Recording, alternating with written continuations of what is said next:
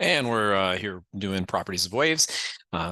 Looks a little different than normal, but kind of the same information. We'll go through it in the same way. I want to answer a handful of questions like, what are waves? What's the difference between an electromagnetic and a mechanical wave? What are transverse waves? What are longitudinal waves? What are the different parts of the wave? And what's the relationship between wavelength, speed, and frequency? This is a lot of information, but it's all also pretty basic. Just want to encourage you as well to take notes for this and upload them for extra credit into your Google file with what you need to. Would really encourage you to make drawings, particularly, and label things so that you can see vocabulary within the context, because we have a lot of questions with illustrations and drawings coming up on them. So just getting started, properties of waves. One of the reasons we kind of tie waves in with most of our physics is because it has to do, again, with energy and allows energy to move from place to place. So a wave is something that begins due to energy, and as it moves through space, it's carrying that energy, and if it hits something, it can also distribute that energy. Remember, the energy is the ability to do work or to cause changes.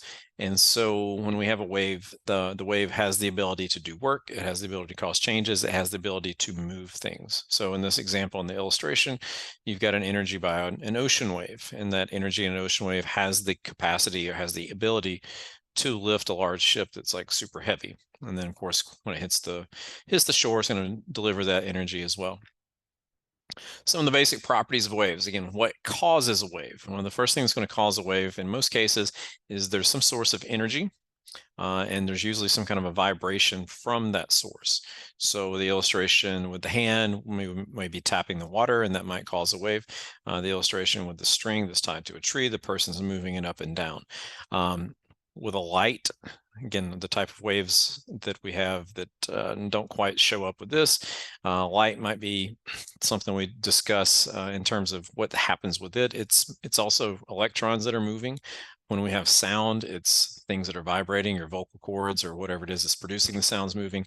So generally, we've got some kind of energy that's forcing a vibration, and it could be into a solid, liquid, or a gas. And again, a vibration, hopefully we know, is just simply repeating back and forth or up and down motion. Again, it can be your hand in some water, it could be your throat, it could be an electron moving back and forth to generate light. There's a couple different, I won't say types of waves, but we can classify waves in several different ways. One group that we would think of as a mechanical wave. Waves that are a mechanical wave can be, kind of identified in that they have to have a medium through which to travel. Now, again, a medium is something that will carry the wave. You may think, well, waves have to travel through everything. But if we go into outer space where there's a vacuum, there is no substance. There's no solid, there's no liquid, there's no gas. There's nothing for a wave to travel through, but some waves can travel through that. So the examples that you've got in front of you are all mechanical waves because they need something to carry that energy. The ocean waves need the water. The sound waves need our air. It can go along a rope.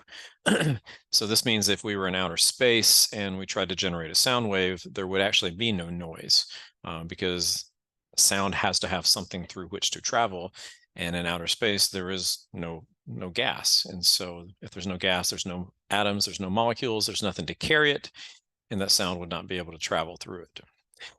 Electromagnetic waves, however, are the ones that can travel through empty space. We think of this generally as light, but there's a whole lot of different types of quote unquote light that we can't see.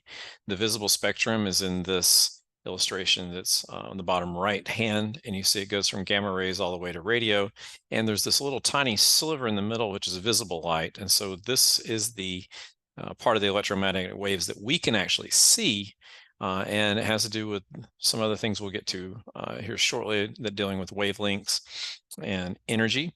So X-rays, visible light, microwaves, radio, UV, infrared, all of these are examples of electromagnetic waves. And again, these do not require a medium through which to travel. So they can travel through empty space, and they do travel through empty space. They come from the sun, they travel through all the emptiness of space until they enter the solar system, or excuse me, enter into the Earth. Now, again, they can still travel through a medium.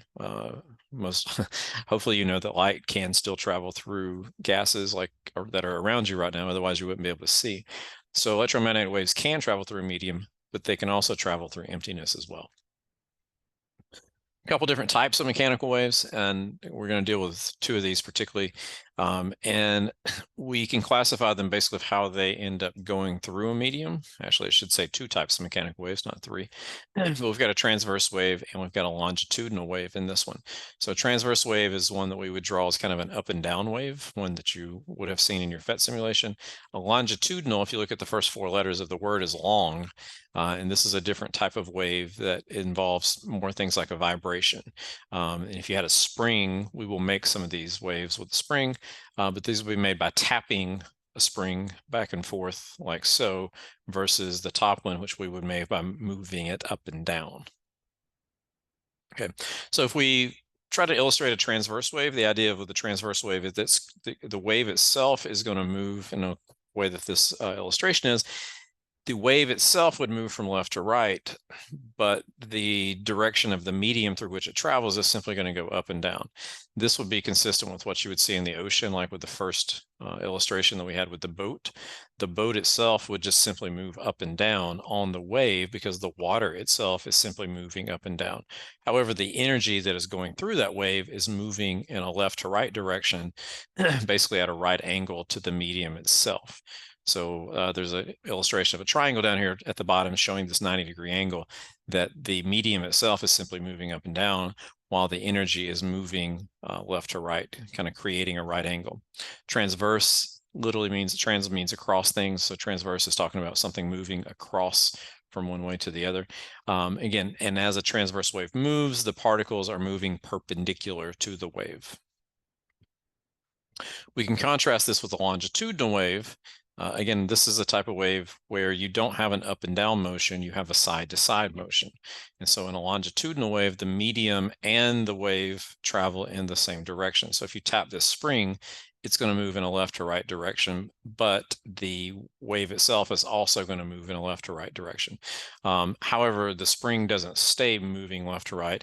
It's going to kind of vibrate back and forth in a left to right way. So it moves, but it tends to come back to wherever it started from. Contrast that to the previous slide where the medium itself is moving in an up and down direction. In a longitudinal one, they're just moving side to side. There's a couple of words that we can also use to describe the parts of this type of wave. The compression, aptly named, is where they're pressed together. This thing called a rarefaction is basically the opposite. That's where the medium is going to be spread out. And the picture that you have here is just kind of a snapshot. So what we would see is typically if you watched a wave like this, you'd see the compression kind of move across. It looks like it might go back and forth, but the energy itself would move from left to right. So compression is where the particles are close together. The rarefaction is where they tend to be spread out. You might want to jot those words down. Going back to our longitudinal wave, the top of the wave is our crest, the bottom of the wave is the trough, and there's this thing as a rest position. Then this would be where, if the wave just kind of stopped, whatever the medium is would come back to. So if this was a water wave, the rest position is kind of where the water level would be if the waves tended to stop. Typically, the crest is going to be just as high as the trough is deep. So if this was a 5-foot crest, you'd probably have a 5-foot trough. And with the longitudinal wave, you'd see that the crest is kind of defined as where the middle of the compression, that's kind of corresponds to the top of this wave, and the trough would be kind of in the middle of the rarefaction because that's kind of at the bottom of the wave that way. Okay. A couple of other things we have in here is the amplitude. Amplitude is the distance from that rest position up to the crest. It could also be measured to the trough over here. Those two should be equidistant. So it's going to be a vertical distance up and down, right? The wavelength is going to be the distance between one wave, this kind of between two corresponding parts of a wave.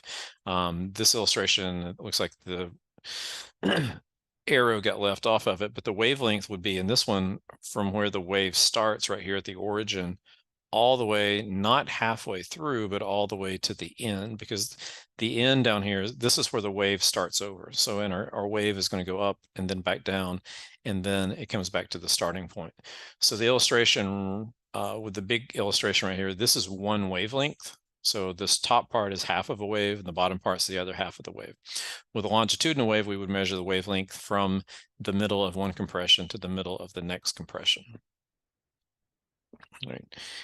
We can see that frequency is going to be related to wavelengths because frequency is the number of waves that pass a point in a given amount of time. So the illustration that we see here, you can see that if the waves are closer together, then they would pass by more frequently. Or if you have an object that's vibrating more quickly, it's going to make waves that are going to be shorter together. There's going to be a relationship that we'll see here in just a second. That's going to be the relationship between the length of the wave and the frequency. That basically the more frequent something would be if we're tap, tap, tap, tap, tap, tap, tapping. If a new wave is generated every time we make a tap, then each wave is going to be pretty close together. Whereas if we slow that tap down, then the waves are going to be longer because the wave is going to move farther before the next wave is generated. So there is a relationship between these two things. We tend to measure frequency in the number of vibrations per second, and that's going to in a unit called hertz. So this is basically cycles per second or oscillations per second or vibrations per second, and that's going to be what 1 hertz is. Speed is how long does it take to get from point A to point B, just like we did in the fall. So when we're measuring the speed of a wave, it's how long does it take to get from point A to point B, and do distance divided by time. So there's a relationship between speed, wavelength, and frequency. Speed tends to be a pretty constant thing. Wavelength and frequency are going to be inverse to one another. So again, speed being constant, this is like some other formulas we've had this year. Speed is constant, so if the wavelength goes up, that means the frequency is going to go down. If the wavelength gets smaller, like tighter together, that means the frequency is going to go up. If you have trouble remembering this, you can just kind of draw it out again. If the waves are close together, if this is a small wavelength, they're going to be coming by very frequently. If we have a longer wavelength, they're going to be coming by less frequently. We can rearrange this formula in various ways using a triangle, like we've done with a number of different formulas this year, dealing with frequency, speed, and wavelength, and putting all those together. Right. So this unit for speed, just like it was in the fall, is going to be meters per second. And wavelength is usually going to be measured in meters with all this. So that's our basics of our waves. We've gone over several different types of waves, how to label the waves, how to do a little bit of math with the waves, and hopefully now you can go and do a little practice and make sure that most of this stuff is clear to you.